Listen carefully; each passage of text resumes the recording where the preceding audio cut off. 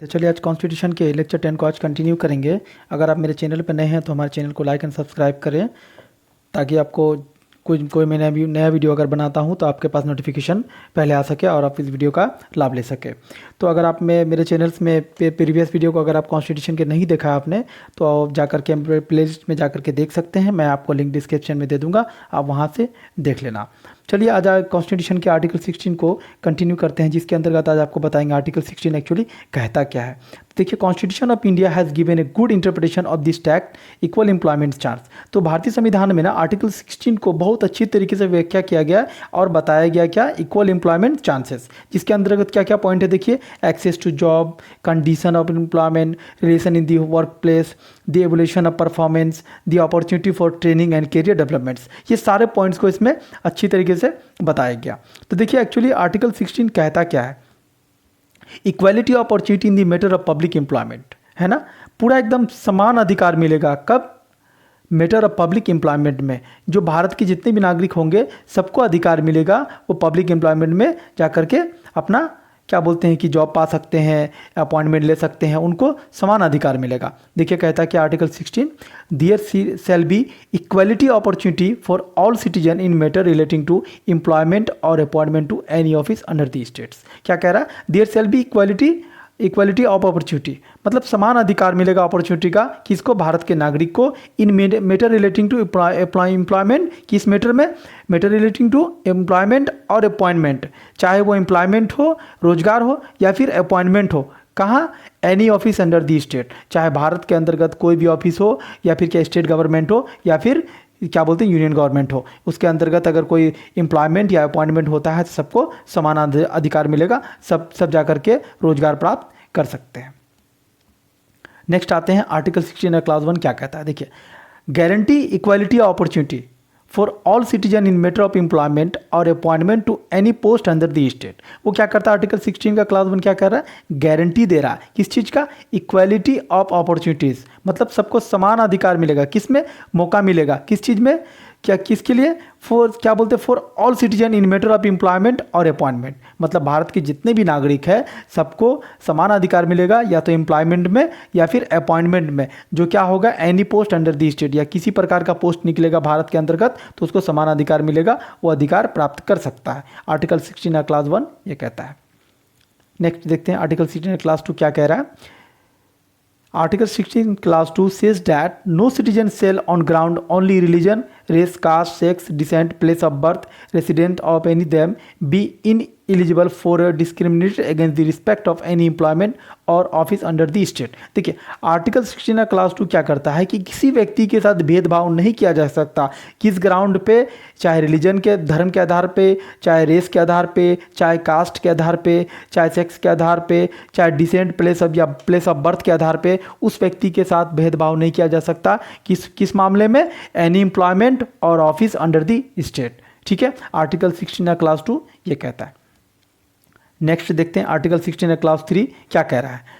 Nothing is this article shall prevent parliament, है ना। इस आर्टिकल 16 क्लास 2 क्या कर रहा है, shall prevent parliament from making any law prescribing in regard to a class और क्लासेस ऑफ एम्प्लॉयमेंट, है ना। क्या बोलते हैं कि भारत के पार्लियामेंट को ये आर्टिकल नहीं रोकता, ये पावर देती है कि किसी प्रकार का वो कानून बना सकती है क्लास और क्लासेस ऑफ एम्प्लॉयमेंट के लिए भारत के अंतर्गत। ठीक है, चाहे वो एम्प्लॉयमेंट हो या फिर अपॉइंटमेंट हो, इसके अंतर्गत के भारतीय क्या बोलते हैं, भारत के पार्लियामेंट को अधिकार है, वो कानून बना सकती है अंडर आर्टिकल 16 क्लास 3। नेक्स्ट देखते हैं क्लास क्या बोलते हैं आर्टिकल 16 क्लास 4 क्या कहता है।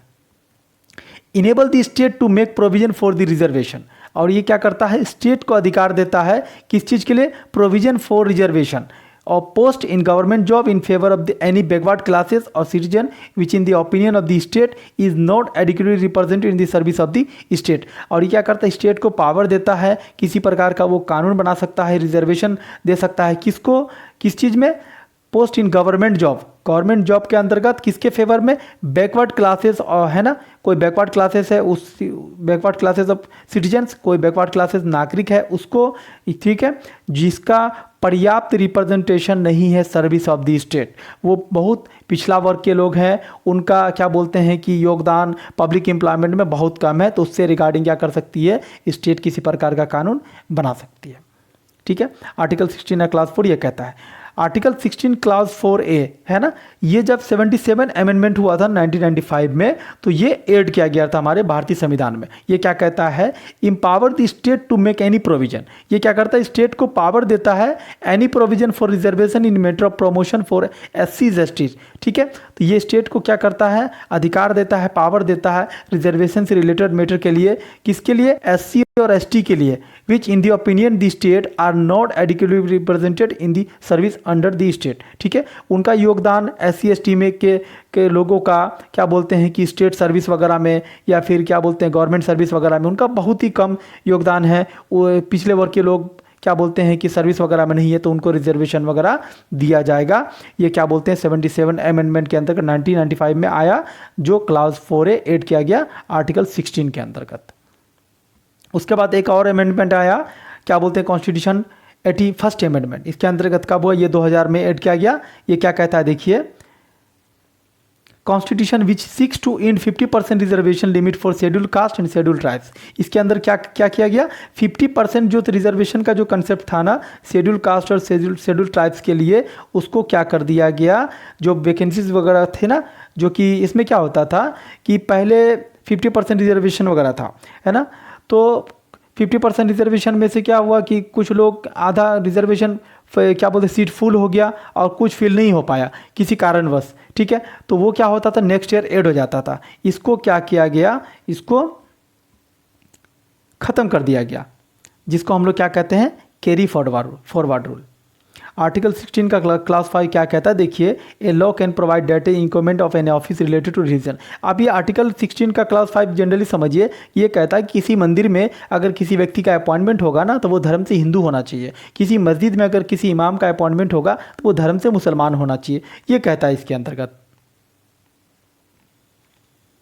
आर्टिकल 16 का क्लास 6 क्या कहता है, जो क्या बोलते हैं 103rd अमेंडमेंट हुआ था, जिसके अंतर्गत 10% रिजर्वेशन फिक्स किया गया था। किसके लिए, EWS के लिए। और उनको किस चीज़ का अधिकार 10% मिला, या तो admission to central government and private educational institution and requirement in central government job. इसके अंतर्गत उनको EWS के लोग को 10% रिजर्वेशन दिया गया था। कब, 103rd अमेंडमेंट आया था भारतीय संविधान का, जिसके अंतर्गत। तो आज आपको इस लेक्चर्स के माध्यम से मैं आर्टिकल 16 को आपको पॉइंट टू पॉइंट मैंने बताया। आपको अगर ये लेक्चर्स अगर अच्छा लगा तो आप इस चैनल को लाइक एंड सब्सक्राइब करें। Thank you for watching.